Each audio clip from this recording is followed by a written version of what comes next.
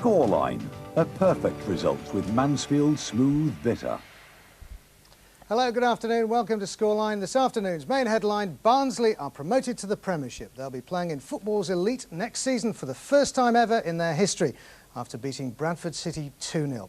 The significant action at Oakwell now. Barnsley are in the red shirts. The commentator, John Helm. Can Barnsley find a way through the maze? Well, Henry's got a cross in, Wilkinson's got a header in, and the ball is in the net.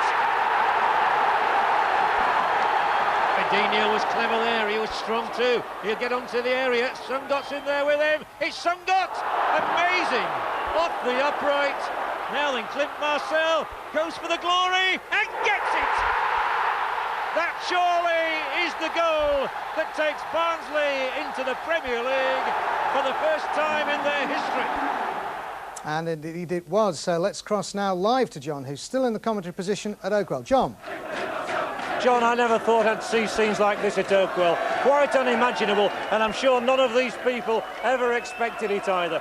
Barnsley deserve it. We all love them. They're a lovely club, and they now have the right to rub shoulders with Leeds and Sheffield Wednesday, Manchester United and Liverpool. The celebrations here are going to go on long into the night, I can tell you. And it's well done, Barnsley. It's one in the eye for everybody else. They're in the Premier League now. Thanks very much, John. Yes, well done, Barnsley. We've got a special programme to celebrate the fact on Monday night, 11:10. Now let's quickly look back to the First Division action last night at Bramall Lane, where Sheffield United clinched a playoff place with a 1-0 win against Stoke. The winner from a free kick in the 66th minute, Carl Tyler bundled it in. Scrappy it may have been, but they all count, especially that one. Just to repeat, the Blades guaranteed a place in the playoffs. Well, now let's return to this afternoon's action and two important games with a bearing on the relegation dogfight in the First Division. Southend 1, Huddersfield Town 2. Andy Payton there for Huddersfield and David Beresford. And West Bromwich Albion 2, Grimsby 0. Not a good day for Kenny Swain. So let's have a look at what all that means at the bottom of the table. We can see the table. None of the bottom four won. That leaves Southend relegated. Oldham favourites to join them, with Bradford and Grimsby fighting to avoid the third relegation spot. Bradford are a point behind, but they do have a game in hand. Now into Division 2. Crewe 1, Chesterfield 2. Andy Morris and Marcus Ebden. Chesterfield's playoff hopes have been written off, but don't speak too soon. And Rotherham 0, York 2. York are in desperate need of points to escape relegation. They got the breakthrough in the first half injury time. Alan Poton's header, Rodney Rowe's finish, and Neil Tolson added a second. 2-0. Into the third division. Brighton 1, Doncaster 0. Brighton live on. Fulham 2, Hull 0. Four of our sides had mathematical chances of making the playoffs, but because Cardiff bet Carlisle, their hopes are now over. These are the scores. Mansfield 2, Darlington 1, Scarborough 0, Lincoln 2, Scunthorpe 1, Swansea 0. Jamie Forrester there with the goal for Scunthorpe. And that's it. A shorter than usual scoreline because of the Grand Prix roundup that follows immediately after. We've no goals on Sunday tomorrow, again because of the Grand Prix. That will be back again next weekend. And don't forget, at Monday night at 11:10, it's just like watching Brazil. We'll have a special programme celebrating Barnsley's promotion to the Premiership. And we will leave you now with the pictures from Oakwell. From all the Scoreline team, a very good evening.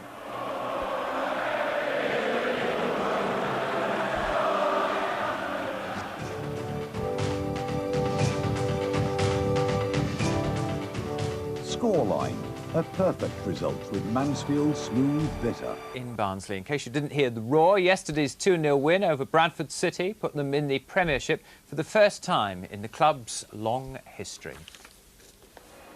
The fans went mad. They cheered, they sang and they cried. The chant around town, there's only one Danny Wilson. Fabulous, great, fantastic. Top of the world. I'm going to jump and dance all the way home. We played tremendous. Right good. Yeah. I've been coming now for about 50 years, but I've never expected them doing any good because they've always gone up to the top and then gone back down. I saw them when they were in the fourth division, and to get up into third were brilliant, but to get into the Premiership, it's just a dream come true. The game itself was a tense affair. Winning meant a lot for Bradford too, but Paul Wilkinson's first half goal pointed the way. And in the dying minutes, the passport to soccer's top flight was delivered with style by Clint Marcel. When the final whistle went, the whole town knew that Barnsley had made it. I was looking for quarter to five for most of the second half, but you know, we finished it in style. A great goal from Clint, and we're up. Can you get anywhere near summing up what this means to the club and to the town? I think I don't need to. You saw the response of the people on the pitch and the happy, smiling faces, and it's a fantastic thing for this town and for this football club. Today. Hello and welcome to Calendar this Sunday evening. The main stories tonight. It's party time as Barnsley makes the football big league. The man and his flying machine hoping for contact with Red Square, and line dancing as you've never quite seen it before. But first, the people of Barnsley have been celebrating one of the biggest days ever after seeing their football team promoted to the Premiership. It's the first time the club's reached the top flight in its 110-year history, and it seems the whole town turned out to cheer them on. Our man Don Rigel joined the crowds. These were the scenes in Peel Square last night as thousands headed into the town centre to celebrate the biggest day in their team's history. There's nothing to say about it. We out now. We've done it. Beautiful. Atmosphere is so brilliant. Yeah, exactly. Better than World Cup. Everybody's saying we're going to go straight back down. I don't think so. I think we'll do well. I think we're going to upset a few teams next year. Even before the kick-off at Oakwell, the fans were celebrating the season's achievement. All they needed was a victory over Bradford and the 3 points for automatic promotion. Paul Wilkinson gave them all the more reason to party. He put Barnsley ahead with a first-half header. But there was a nervous wait for the fans, including this newly married couple, before substitute Clint Marcel put Barnsley 2-0 up with just minutes to go. Barnsley played out the rest of the match knowing they were on their way to the Premiership, whilst Bradford must win both their remaining games to guarantee their First Division status. But their plight was forgotten in the celebrations that followed. There really was only one word to describe it. What a fantastic achievement. I mean, the supporters here are fantastic, and it gives everyone a lift, not just us, the town and all the area. Fantastic achievement. Fantastic, absolutely fantastic. I mean, look at them now. For the first time in the history, I think they're going to enjoy it tonight. Best feeling in the world, tremendous. We can't believe it. We deserved it all year. There was a lump in my throat when everyone was stood and singing there, all the Barnsley supporters, everybody was stood. Tremendous. There was a lump in my throat and I shed a small tear.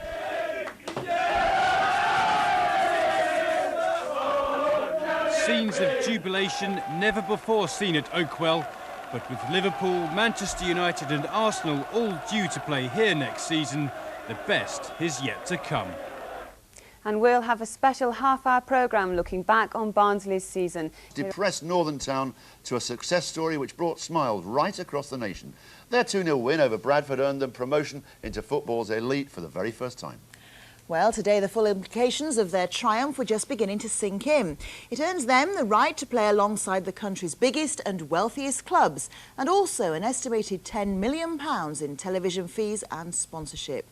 That'll bring a welcome boost to a town still recovering from the effects of pit closures. In a moment we'll meet the club skipper, but first let's look back at the club's biggest day and find out what it'll mean just for the future. Everyone wanted to be in on the act. There was the season campaigners who never thought they'd see the day. The day I've always lived for. I didn't think it'd ever happen, but I'm happy and I hope it will. I've not slept all night. Oh, I've been up all night. I can't sleep. You know, oh, it's terrible. I'm glad I'll be glad when it's all over. The happy couple were there, straight from the church, and the unhappy couple, but willing to do anything to see history being made. It'll be a bath for a month if I get one. Of course, the famous were there. This is a very, very, very special day today, and I hope at 5:15 that we're all smiling and we've got the right result. It will prove that there's always room for the underdog. It will also prove that there's still romance in this great game, which some of us have thought had disappeared forever. And it'll make me a very happy man indeed. Even before the kick-off, the fans were celebrating this season's achievement, but they didn't have to wait long for the real party to get started. Paul Wilkinson headed Barnsley in front after just 20 minutes. But that didn't mean anyone could relax. Barnsley had plenty of chances to put the result beyond any doubt. That sleepless night was nothing compared to this. Gary David! Oh! But Bradford, desperately fighting to avoid relegation, had plenty of chances to spoil the party. They didn't. Come on, son! And with just minutes to go, Clint Marcel scored. The moment had arrived.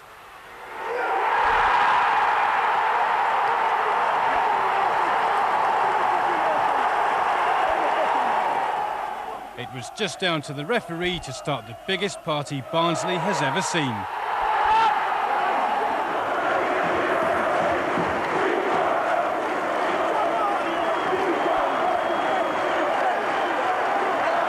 What a fantastic achievement. I mean, the supporters here are fantastic, and it gives everyone a lift, not just us, the town and all the area. Fantastic achievement. You played it down all the way. When did you really believe you could do it?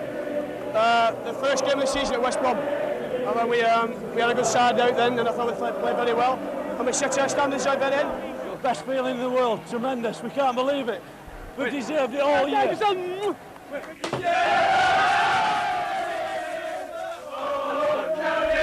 The celebrations carried on well into the night, but with some of the biggest names in football due to visit Barnsley next season, the best is surely to come. A disused pithead stands in the shadow of Oakwell, a reminder, if it needs it, of its roots. Norman Rimington doesn't really want reminding. He came to the club in the 40s as a player, then coach, now kitman. There were times when Barnsley struggled to make ends meet. I remember vividly when one period in the mid-60s, when we'd no money whatsoever, we couldn't afford a new ball, which we're supposed to have every game. We couldn't afford kit, and we had a cooperative at the top of the road, at the top of Belgrave Road, and they even stopped us having equipment from there, soap and things like that, because we owed them £20. At the start of the season, Barnsley struggled to attract more than 9,000 fans. Next season, it can look forward to a capacity of 18, but times have been hard. You go into town any day of the week and you see lots of adult males, over 40, over 45, carrying the shopping bag for their wife. They've no jobs. And I think there is a sense of community spirit within Barnsley. And I think at the heart of that is the local football club. And I think whether people come to matches or not, they've rallied around the club enormously. But the club's good fortunes have followed the towns. Beneath this former slag heap, a pharmaceutical giant nestles next to a Japanese engineering firm. We didn't come here just because Barnsley was going to get promoted to the Premier Division. That was the last of our thinking. It will certainly help the town very much. And not many would disagree with that. The bigger clubs, and they bring a lot more supporters, so I mean, it's going to boost trade up endless when the new season starts. And so after 110 years of football, Barnsley sheds or tries to shed its flat cap image and moves into another league altogether. Michelle Hawkins there. Well, the Barnsley skipper Neil Redfern is here now. Well done, Neil. Thanks a lot. Has it sunk in? Well, it's still sinking in, obviously. You know, it's been a fantastic season for the lads, and we're just pleased to be there. Do you sometimes get that stray thought as you're walking along, like all the supporters are getting, like, crikey, Liverpool, Man U, well, that's bring right. on Juventus. That's right. I mean, hopefully we'll get a couple of throw-ins next year, yeah. You know, and try and build on that. We were just saying before the interview started, about just less than $1 million, the whole team cost, isn't it? You're playing against the super mega rich. How did Barnsley do it, in your opinion? What was the secret? Well, I think just shrewd management, to be fair. You know, the gaffer's done brilliant in the transfer market, and he's brought in good players for next to nothing. You mentioned him, Danny Wilson. He's a reluctant hero. He wants the team to have their say today. He thinks it's their day. We did speak to him, though. Let's hear what Danny says about the future of Barnsley in the Premier. No, I mean, we are going to go there. We're going to try and stay in the division. If we need to buy players of a certain quality that's going to cost a lot of money, then so be it. You know, we'll do it, and we will have the money to be able to do it. But it's also important that we we don't do it just for the sake of it and buy names solely on the strength of they've made a name for themselves. You know, it's important that whoever comes into the club can play to a system that I want to play. They'll be right for the club, and we know they'll give us everything. You know, and they're few and far between, and they're going to be very expensive, I'm sure. But we'll try and find a few. Danny Wilson, surely everybody's manager of the year, I thought. You've been around and you've experienced a lot in soccer. You're one of the most experienced players. How did Saturday compare with everything else that's happened to you? Yeah, very nervy, obviously, because we realised we had a great chance, you know, to do it there and then. And, you know, Bradford gave us a great run for his money. But when it was over, what was the elation like? How did it compare with anything you'd experienced before? Yeah, it just overcame everybody because it was such a relief. You know, we've been battling all season, and just to get the points to take us up, you know, was a massive relief. Are you aware how sort of important it was for the whole town? Because it's such a family club, isn't it? You know, their kids are there, women are there. There's about 40% women go. And that's right. Yeah, and obviously everybody turned up on that day, and there's no way we could let them down. You know. One thing I'd like to know, you remember Mark McGee was the lad at Wolves who said, right, you know, everybody will want Barnsley up because we know they're wanting to go straight down. He's denied that to Canada today, said it was misquoted.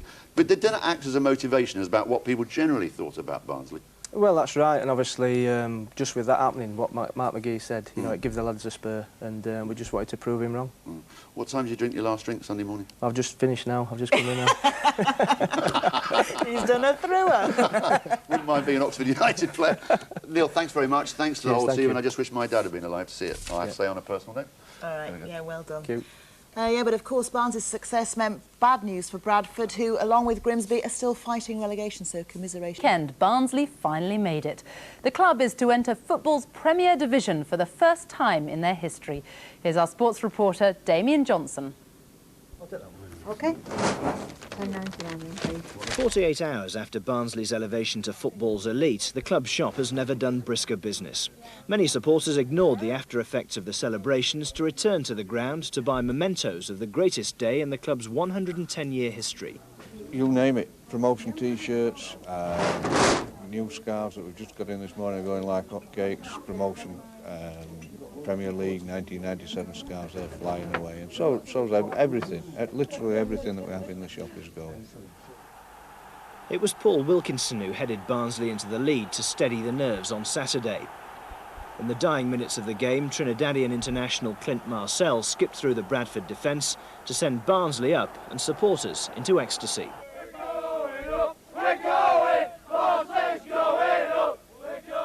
At this moment in time, obviously all the hard work that we've put in through the season has come to fruition now, and at the end of the day, as I say, there's a lot of emotional people around here at the moment, and I'll be one of them. We're still celebrating, and then like in summer I'll probably think, hey, I might be able to play against Dennis Bergkamp, and which is a bit of my idol, and it's going to be brilliant, that. Hiya, my name's Stevie Rossiter. I work for Barnsley Metropolitan Borough Council, and I decided Barnsley needed a new song, and here I'm going to play it for you. Oakwell is the place where we're living a dream. If you're living in Barnsley, you know the guys in our team. Some say that the Barnsley is just like watching Brazil. We shout out Red Army, Red Army. Then we beat them 4-0. The promotion has already spawned the inevitable record, but supporters know this success has a more serious side. The high profile of the Premiership will be good for a town which is unfairly mocked for its cloth cap image. We've always been proud of our traditional image. We've never run away from it, but we've got so many other things to happen. And there are people who wear flat caps, but there are many other things that's happening in the town. And I think that the success of the football club, in many ways, is going to rub off on the town, and we're going to be more successful as well. Manager Danny Wilson will need to make new signings if the teams to survive in the Premiership. Some cynics are already tipping them for relegation, but football romantics everywhere will wish them well in the top flight. Well, as you could see, Barnsley went absolutely crazy after their win on Saturday. Our South Yorkshire reporter Tom Ingle is down at the club's local. Tom, I imagine they're still nursing some sore heads. Well, I think that's fair to say, Sophie. The rumour is some people here haven't actually been to bed since Saturday, such as the euphoria in the town. And to discuss the success of Barnsley Football Club, I'm joined now in this pub by Ian McMillan, the man they call the Bard of Barnsley, and Keith Lodge, the sport editor of the Barnsley Chronicle. So let me start with you, Ian. How would the Bard describe such a momentous moment for Barnsley? It's absolute jubilation, because for years Barnsley's been seen as a joke, as a kind of music hall joke, along with places like Wigan and Scunthorpe. It's always flat cap and cobbles, cliched. Yet here we are at the top for once. It's fantastic. So what's the mood like in the town? It's marvellous, because it's a celebratory, jubilant mood, and it seems as though the whole world is concentrating on Barnsley, just for once, for great reasons, for good news. It's wonderful. Keith, let me turn to you now. a lot of Premiership managers might be rubbing their hands with glee, thinking, oh, great, Barnsley next season, we've got a soft target. Are they going to go straight up and straight down again? I'm sure they're not. I mean, Mark McGee of Wolves has said exactly the same, that Barnsley can't possibly survive in the Premiership. I'm certain they can. You look at the top 6 or 7 places that struggle against Spurs and Man U, Liverpool, teams like that. A little bit lower down, the middle of the table, they'll give them a game. The bottom half, I don't think they've anything to fear at all. Steve Coppell, manager at Crystal Palace, has said that Barnsley will have a better chance of surviving up there than Bolton because of the style of football they play. And I go along with that. I think they can stay there. So presumably you rate Danny Wilson's management style very highly? I think he's an absolutely superb. He spent £250,000, the top money spent on a player. Other teams have been spending millions. The entire Barnsley team only cost £1 million, and yet he's got a side that's capable of going up there, and as I say, I'm sure are going to stay there as well. All right, Keith, Andy, and thank you very much. We'll stay on here in Barnsley then, Sophie, to savour up the atmosphere. And this is Tom Ingle reporting live in Barnsley for Look North. Thank you very much, Tom. Well, time now to go over to Darren for a look at the weather. Thanks very much, Sophie. Not much blossom left on the trees after days. Now a change to our advertised programme, just like watching Brazil celebrates Barnsley's promotion to the Premier League.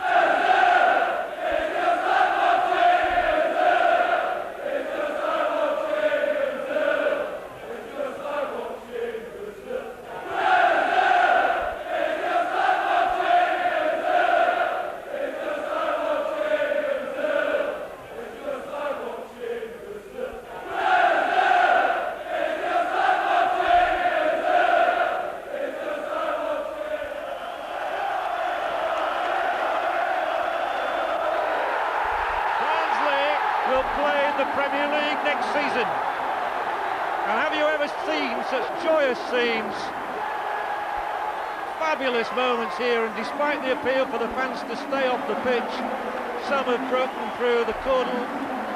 Bradford trudge away beaten, but the Barnsley players are left to milk the glory. Best feeling in the world, tremendous, we can't believe it. We deserved it all year.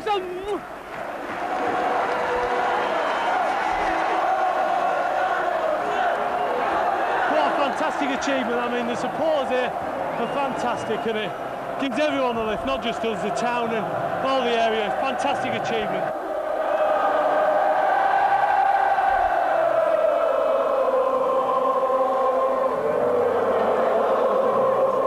Absolutely fantastic. I mean, look at them now. For the first time in the history, and I think they're going to enjoy it tonight. I've never seen that at Barnsley before, and it's just phenomenal, it is.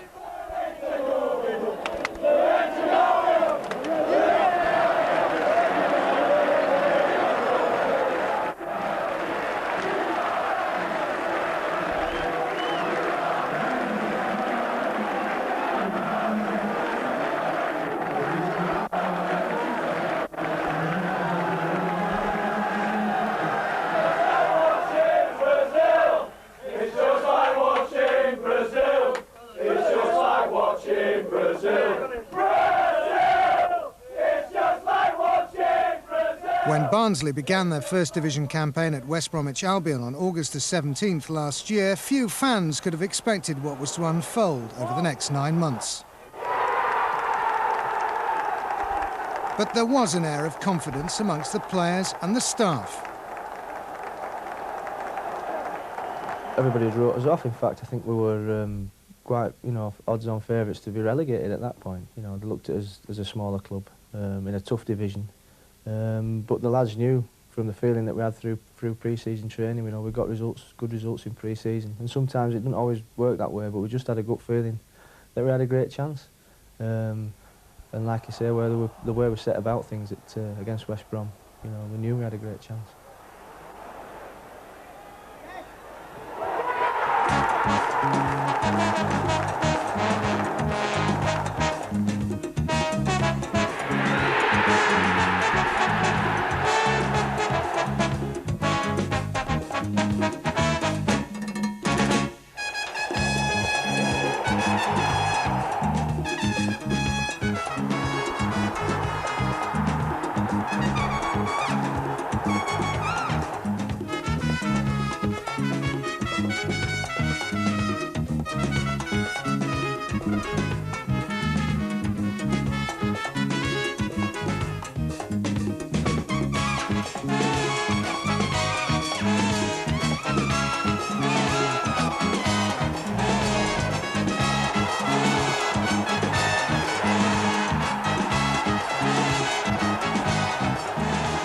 dream start, really, you know, and everything just snowballed.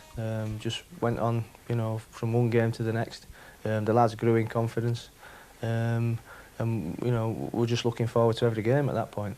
The first result and the way we played at West Brom, I mean, that, and then consequently the 4 results after that as well, you know, it set us up and we felt, well, you know, hold on, you know, we might just have a chance this year. If we can keep the squad together and keep them playing as well as they started the season, we will have a good chance, and unfortunately it's paid off.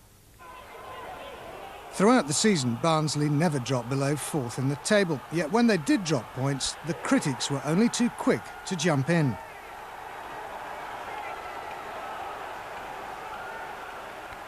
Make no mistake about it, you know, and the last couple of years while I've been here, you still have the remarks like, oh, you don't want to go up, you know, don't want to go up, you can't afford to go up and all this stuff.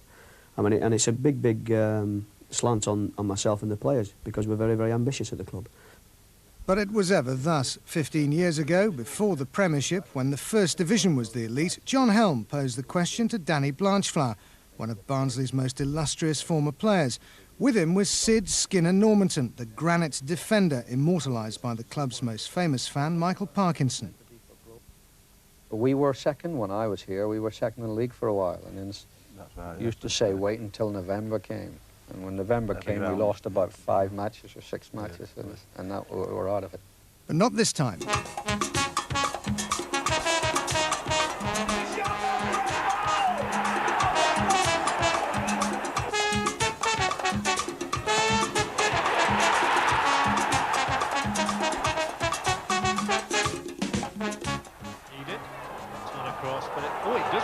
It shouldn't have done, really. Henry can attack from here, hits the shot, goal number 3! Bracker, John Henry!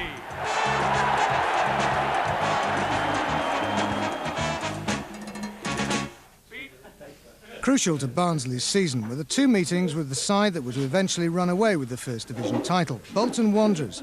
The relaxed atmosphere in the Burnden Park dressing room belied the tension of the occasion. It's the plate into the path of Marcel. Tries to confuse the defender, and this is Clint Marcel, and he's got the ball in here. Lovely move. Can Wilkinson finish it? He goes down. There's the shot, and it could well be a winner from Redfern. But both games were to end in 2-2 draws. I mean, the Bolton game, we felt we should have won it. I thought we played really well on the day. But what gave us the confidence was that they were out-and-out favourites to go straight up, and we'd matched them and should have beaten them, really. I mean, it was a late goal that we gave away. But I thought the way we played and the way we handled the situation, you know, again, put us in good stead again. It gives us a lot of confidence to carry on the rest of the season with. Obviously, they were fantastic games. You know, to be fair with Bolton, they have run away with the league. You know, they've been the outstanding side in the division. But we took them to task, you know, and we're prepared to battle all the way with them. And at the end of the day, those 2 games, you know, gave us the strength and the character for the rest of the season. Eden looks up and sees the run made in the area by Hendry. He'll turn. If he gets the shot in, he'll score. John Hendry for Barnsley. That is so typical of the man. Local rival Sheffield United were beaten at Bramall Lane and at Oakwell. Barnsley fans are jubilant, and John Hendry again proves what a wonderful acquisition he's turning out to be. I knew we could play football, but sometimes you wonder, you know, are we strong enough, are we big enough and brave enough to mix it with the teams that are a bit more physical than ourselves, and we're sure we can. You know, we're sure we had a lot of bottle, if you like, and bottle by, I mean, not just tackling people and that, but being able to pass a ball in the circumstances we were playing. You know, and that's a bravery I'd like the players.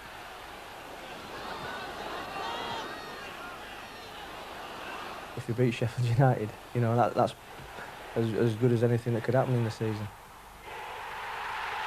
At the end of the day, and then it just kick-started the season again. Crowds increased as the fans realised Barnsley really could manage what had never been achieved before in the club's 110-year history. Only once has Barnsley captured national headlines before, when they won the FA Cup in 1912. Then they were a second division side, but the dream of joining football's elite has long sustained everyone at Oakwell. I'd like to say this, I'd die a happy man if this club got in the first division for the first time in its history, I'd die a happy man. Gordon Pallister speaking in 1982. He and Johnny Steele on the left both played in the team that achieved promotion from the 3rd Division North just before the Second World War. They've served the club for almost 100 years between them. Now, both aged 80, they still attend every home game and reminisce about their playing days. It was a very good side. Yes. Mind you, there was a few Scotsmen in it, you see that? You're biased, aren't you? Just a little bit, yeah. Yes, it's no, I think hadn't war broke out, I think we'd have gone up another division. We were unlucky there. After the war, Pallister became captain and then a director for more than 30 years. Steele was team manager in the 60s. He too later joined the board. Both are desperate for Barnsley to succeed. We played good football here. Teamwork's been very good, hasn't it? So, keeping our fingers crossed for today that we get where we ought to be. I'd say the present team is well balanced, and I think Wilson has done a great job because he's got them playing football the way it should be played.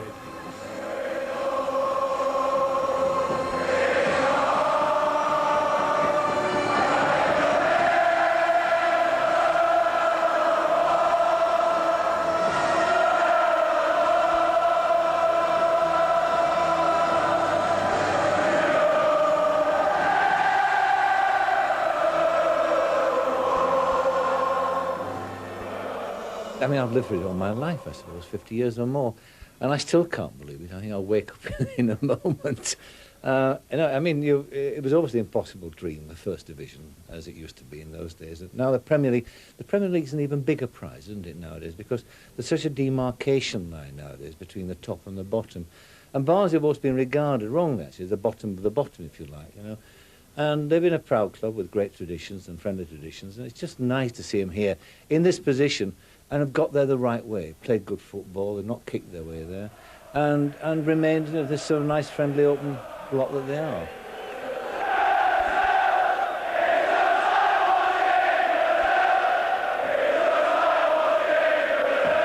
Do you think it's like watching Brazil? It is, yeah. When they score, once they start scoring, yes. I won't say that, but it's a good tune for us, isn't it? Gets us going, gets team going, doesn't it? That's all we need. This is a very, very, very special day today, and I hope at 4:45 that we're all smiling and we've got the right result. It will prove that there's always room for the underdog. It will also prove that there's still romance in this great game, which some of us have thought. A win against Bradford City would confirm Barnsley's place in football's top flight for the first time in their history. A poignant moment for the current chairman, whose father was also chairman before him in the 1970s, a time when the club was going through lean times. Yeah, the old devil will be looking down on us or looking up probably, and he'll have a smile on his face and he'll be hoping it goes well for us, sure. As the match begins, the tension is tangible. Barnsley may stand on the threshold of history, but opponents Bradford City are fighting for their First Division lives, and defeat for them would bring relegation a step closer. But Danny Wilson was telling his players to relax. Try and enjoy it. You know, it was important. I mean, these days don't come along too often, and I think it's important they don't let them pass you by.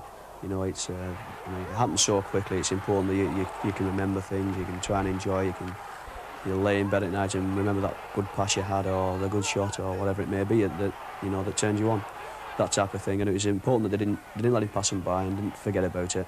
And in doing that, if I felt that they could enjoy themselves, they would have played well, you know, and that was the most important thing. But as the game unfolded, Barnsley did not have things all their own way. And Murray was proving quite effective in that central midfield role. Down the line from Blake, Liebert with a chance to cross. Does that? Should have been a goal. Edinho might be one for Newell, blocked. And it was Mike Newell who got onto the end of the cross from Richard Liebert, but it was missed by others. But it just didn't fall kindly between Newell and Edinho. Can Barnsley find a way through the maze? Well, Henry's got a cross in, Wilkinson's got a header in, and the ball is in the net.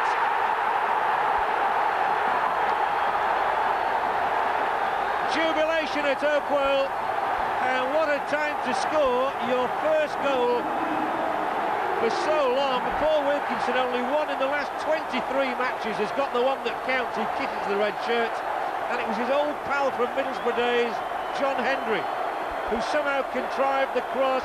The glancing header from Wilkinson just had the power to beat Aidan Davison, and it's Barnsley 1, Bradford City 0.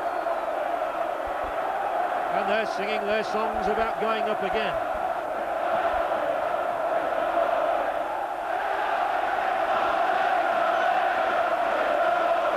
And I felt there we went 1-0 up, and I thought, well, don't get carried away. You know, a footballer's got a great knack of kicking you right where it hurts. You know, and I thought, well, you know, just remain calm and try and keep the lads calm and don't get carried away with the situation. What a lift they'd have if they got a second goal, and Redfern will go for goal, and it whistles through. Wilkinson's in, and Davison certainly makes up for any previous errors by saving with his legs. What a chance that was.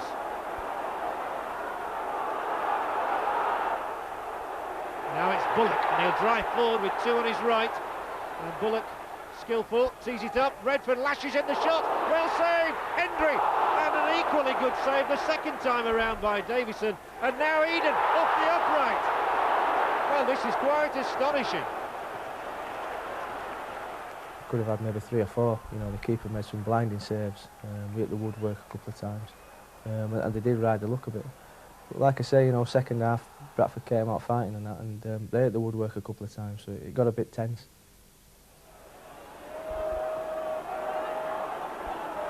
That's neat, and here's Pepper. And there were 3 there. Sungot's here. Oh, it couldn't have been closer. When Sungot come on, he had a shot. I mean, I don't know how it missed. I honestly felt it was in, and certainly my stomach was in my throat for a few split seconds. Oh, Edinho was clever there. He was strong too. He'll get onto the area. Sungot's in there with him. It's Sungot! Amazing! Off the upright. And Bjorn Sungot has had 2 chances in this half and can count himself unlucky on both. If anybody ever smiled on us, I think that was the moment then. You know, I think we may have had some divine intervention then, I think, because I don't know how Sungot missed it. He's gone through. He's a great ball in. Davies not managed to get a hand to it as it come across the ball, and the goal's wide open for him. The ball, in all honesty, came at a decent pace, but I think that if he threw himself at the ball 9 times out of 10 now, he'd go in the net. You know, it was just unbelievable. And Edinho again, slipping it for Liebert, and again it looked as though he'd run it over, and it's just put wide by Sungot, who had a scoring opportunity for the 3rd time since he's come on. We just couldn't get a grip of the ball, you know. We were sort of, you know, we weren't holding it up front, we weren't supporting properly from midfield, you know, and it was like it was going away from us. But we've been in situations on and off like that all season, you know, to be fair, and we just roll the sleeves up and we're sticking there together. And we're always capable of scoring goals because we've 4 or 5 people that can score goals. And Redfern was in there, in the thick of things as always. Sheridan's pass intercepted. Merritt and Marcel got in there. On he goes. Here's Redfern now. He's got no support, so he'll have to turn and feed it for Marcel. Now then, Clint Marcel goes for the glory and gets it! That surely is the goal that takes Barnsley into the Premier League for the first time in their history. Wonderful, wonderful scenes at Oakwell. They've never been this high in over a century. And Clint Marcel, one of Danny Wilson's summer signings, has surely scored the goal that guarantees that the likes of Manchester United and Liverpool and Leeds and Sheffield Wednesday will be coming here next season. In all honesty, I must say I was thinking about where I'm going to have a pint. I think really because, I mean, these moments don't come along too often in your career, and I think it's important that you enjoy them. I'm not even at this moment in time thinking about the Premier League. Actually, when the goal went in, I think the game went on for about 4 or 5 minutes longer, and the lads was just looking at one another and grinning, you know, because we knew what was going to happen, you know. And but obviously you've just got to keep going till the final whistle.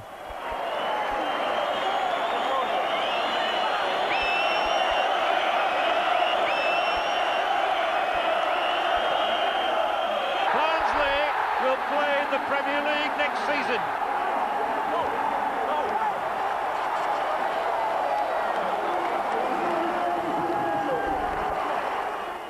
Out there, it was a very, very emotional day, especially after the final whistle. I mean, it was very highly charged in that respect. I must admit I had a lump in my throat as well. I turned around and I saw my wife, you know, and the kids in floods of tears, and the relief on their faces was absolutely fantastic from my point of view. As the celebrations continued at Oakwell, the party was just beginning in Barnsley town centre.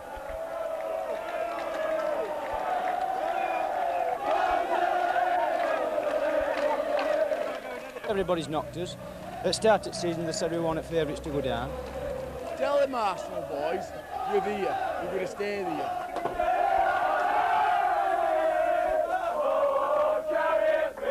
I don't imagine that anybody will have us favourites for the Championship next season, but you know it's been fairly well like that for the last 15 years in the old second division and the first division. So it's going to be difficult, but we'll stick to our principles. We do what we've done. We'll work hard, and hopefully things will go well next season. We're going to go there and we're going to try and do ourselves justice.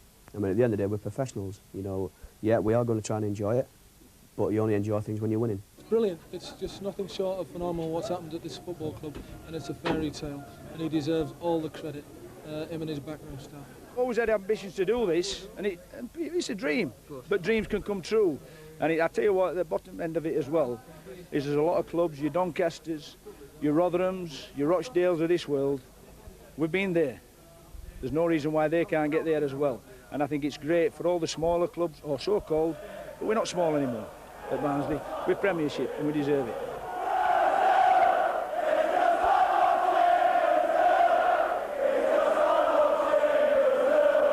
60 years since I came to Barnsley, this is the happiest day to see this happen. I've never seen scenes like that.